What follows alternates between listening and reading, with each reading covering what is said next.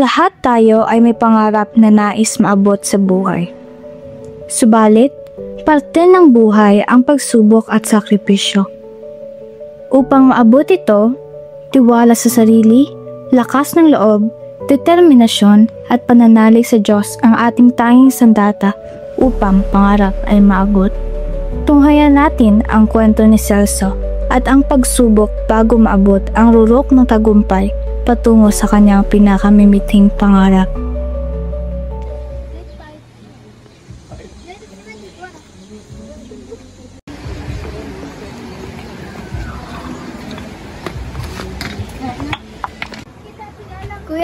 Kuya Celso, tawag ka daw ni tatay, punta ka daw sa palayan. Sige, nene, kakatapos silang gawain ng aking takdang aralin. Ang sipag mo naman, kuya, kaya idol kita eh. Aso, si binubula mo naman ako, nene. Sige na, at puntahan ko pa si Amang sa palayan. Nagtungo si Celso sa palayan at nakita niyang nakasimangot na naman ang kanyang amang.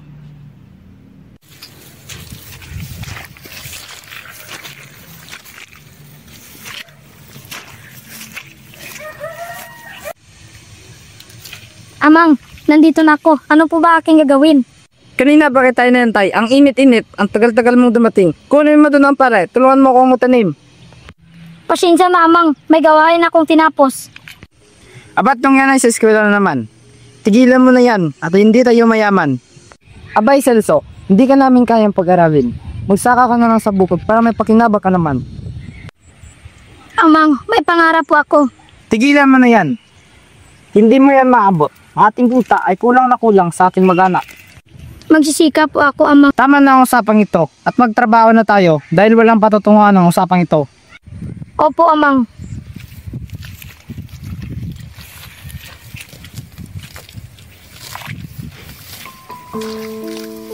Bata pa lang si Celso ay pangarap niya na maging sundalo. Kahit wala silang telebisyon ay nakikinood siya sa kapitbahay ng palabas, lalo na kung baril-barilan. Ngunit, laging kontra ang kanyang ama. Ayaw niyang pag-aralin sila dahil mas maigi daw na magsaka na lamang siya. Minsan tinanong ni Celso ang kanyang ina.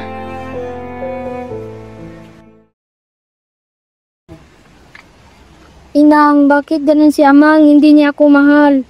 Hindi naman sa ganun, anak. Talagang pagod ng lagi ang amang mo. Ang daming trabaho sa bukid at ikaw lamang inaasahan niya. Dinawa ko naman lahat, Inang, upang makatulong at pinagsabay-sabay ko na ang pag-aaral kahit wala na akong pahinga. Pasensya ka na, anak, at tayo'y mahirap lang. Wala naman pong masamang mangarap, Inang. Lalo na po at ang pangarap po ay para sa inyo. Ako, anak, naniniwala ako sa iyo. Gawin mo lang ang kaya mo. Salamat, Inang. Kayo ang lakas ko. Celso, anak, Rama Mor, lasing na lasing. Magtago ka muna, ikara naman ang paggugutungan niya ng galit. Hindi, Inang. Gagalawan kitang alalan si Amang pauwi sa bahay. Hindi magandang ideya, anak. Alam mo maggalit ang amo mo. Ayos lang, Inang. Sanay na ako.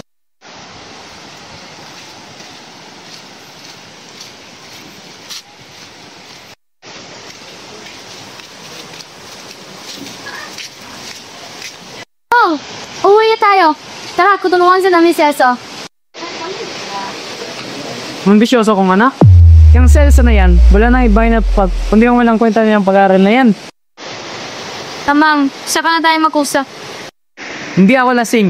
Sinasabi ko sa iyo, Celso. Walang patutunguhan niyang pangarap mo.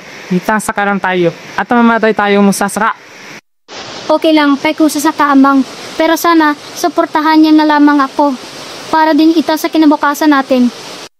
Hindi yung hindi ka susunod sa akin. Sige, lumayas ka, Celso. Hindi kita kailangan dito. Lasing ka lapido. Tama na yan. Itigil na ako. Kung lalayas na yung inutil mo, anak. Upang hindi na lumaki ang gulo, umalis na lang si Celso, dala ang kakarampot niyang gamit at munting pangarap niyang makatapos ng pag-aaral. Litong-lito si Celso kung saan pupunta at naalala niya ang dalawang guro niyang tumutulong sa kanya noong nasa elementarya pa siya. Nilakad lamang ni Celso papunta sa kabihasnan at hapunan nang makarating siya. Tao po, tao po. Sino yan? Sino kaya itong kumakatok pa? Ana, pakibuksan mo nga. Silipin mo muna sa bintana. Sige dear, sino kaya to?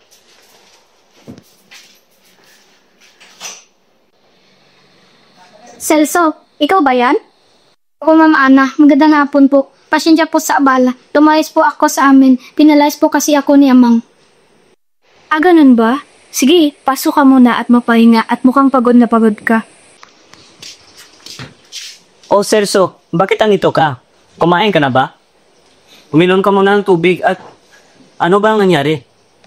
Nandiyan na po sa abala, Ma'am Ana, Sir Anton. Wala po akong matuluyan. Kakapalan ko na po ang aking muka. Makikiusap po sana ako kung pwede po ako na makituloy muna kahit sa budiga lang po.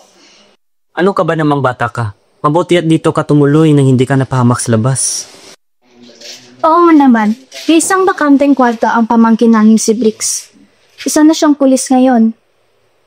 Sa kanya yung dati, pwede ka doon. Teka, kumain ka na ba? Kumain ka muna, saka mo kwento ang nangyari. Salamat po, Ma'am and Sir. Tumango si Celso at nagpasalamat sa mag-asawang guro. Nagliwanag ang mukha ni Celso nung nalaman niyang may pamangkin palang pulis ang mga guro at yun talaga ang pangarap niya. Makalipas ang 1 taon, graduate si Celso ng sekundarya at siya ang class valedictorian. Proud na proud ang mag-asawang guro na kumupkop sa kanya. Yun nga lang at may lungkot ang kanyang mga mata at puso. Naalala niya ang kanyang ina at mga kapatid at kahit ang kanyang amang.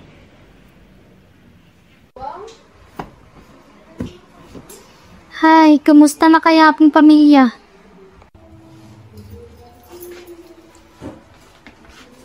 Pwede mo naman silang puntahan, Celso.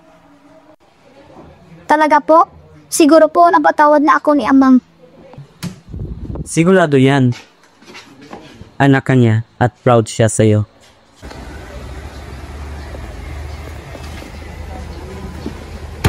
Inang, Kaloy, Nene, tao po.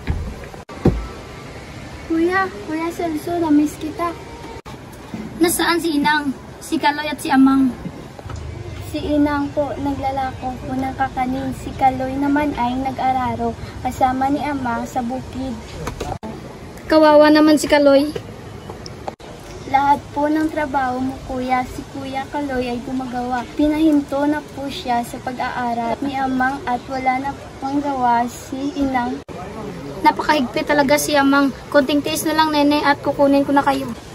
Talaga, kuya? Ako, kuya, nag-aaral ng mabuti. Gusto ko maging maguro. Tama yan, Nene. Walang masamang mangarap.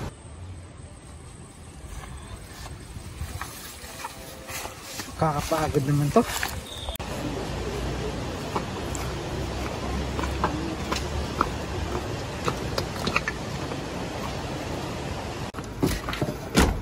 Ano ginagawa mo dito?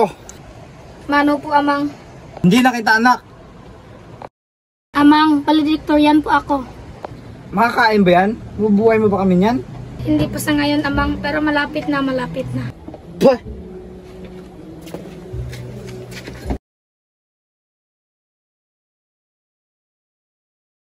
Ay, kamusta ka na?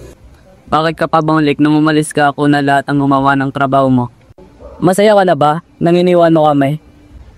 Ako ang napagbugtungan ng galit ni Amang nung umalis ka. Napapagod na ako at galit ako sa'yo.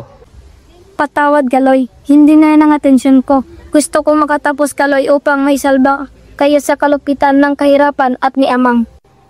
Umalis ka na kuya at hindi ka na namin kapatid.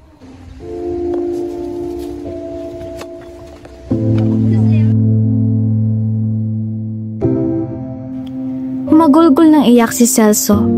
Biglang napalitan ng lungkot ang puso ni Celso at malapit nang maabot ang pangarap niya. Ngunit, napanghinaan siya ng loob dahil sa balitang ang mga kapatid niya ay nagsilayas na din sa kanilang tahanan, katulad niya. Dahil sa ugali ng amang niya, gusto niya nang sumuko. Lalong nagsikap si Celso. Nagtatrabaho siya sa fast food tuwing vacant niya at nag-aaral. Sa gabi naman ay tumutulong siya sa gawain bahay at sa tindahan ng 2 guro na nagretiro na. may extra pa siyang oras, nagpa-part-time job pa siya sa call center upang maipadala sa inang niya ng palihin.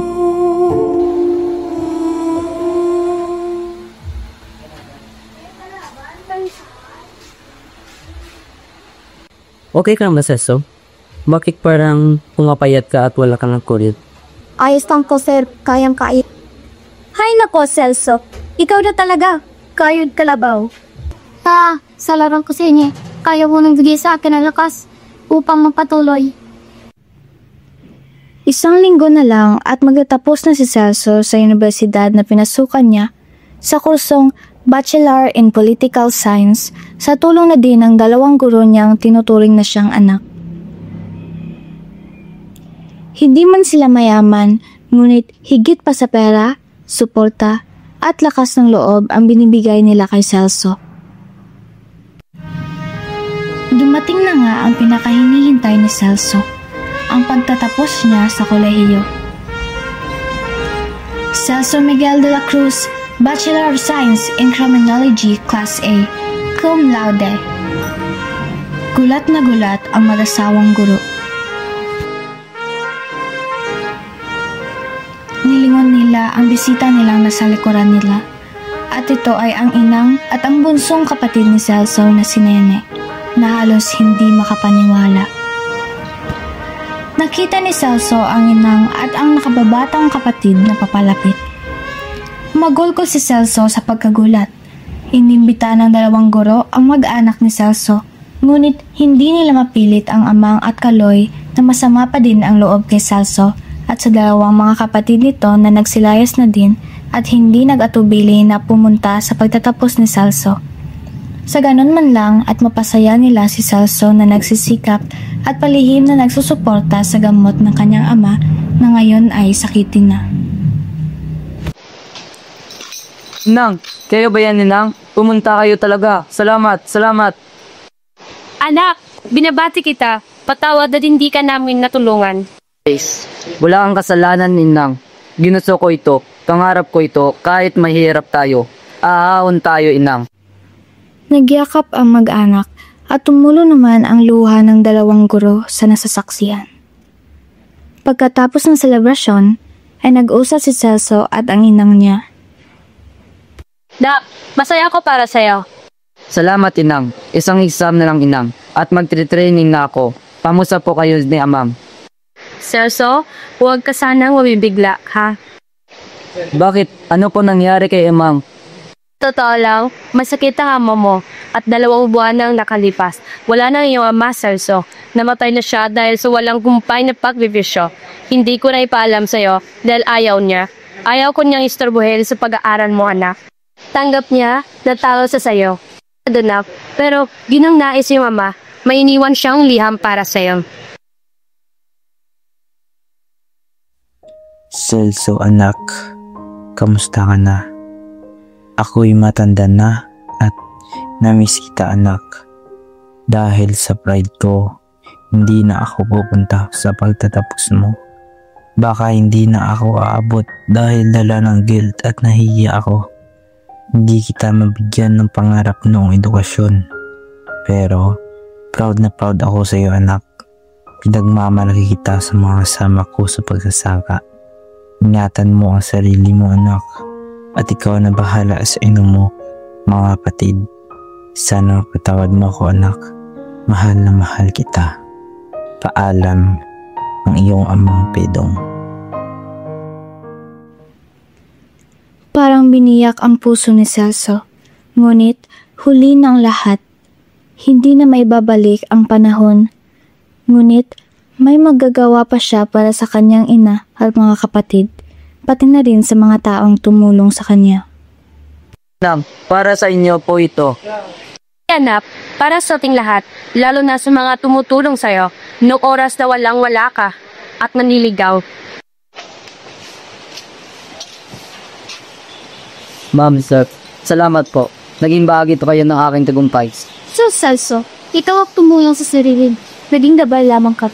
Oo nga naman, Sisi. Inabati ka namin kami kayo.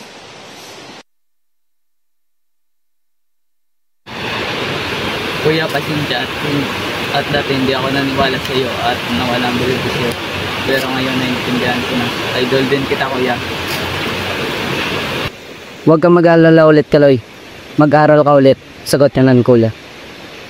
Talaga, kuya?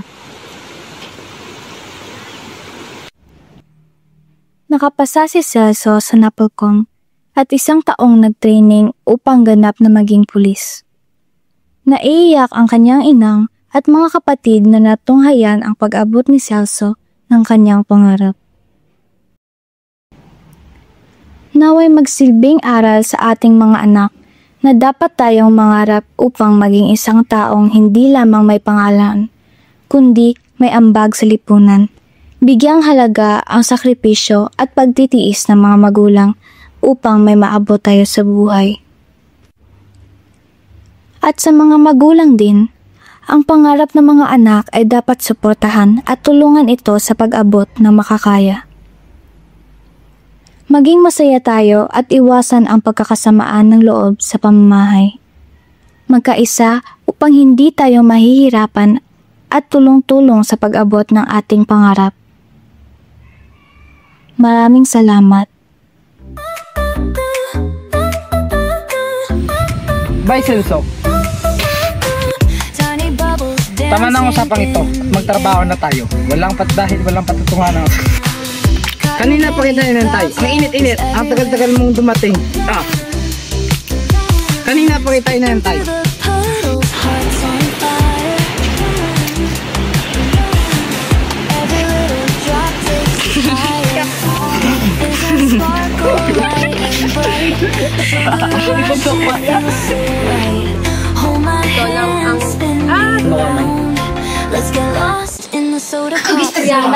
Ano ginagawa mo dito?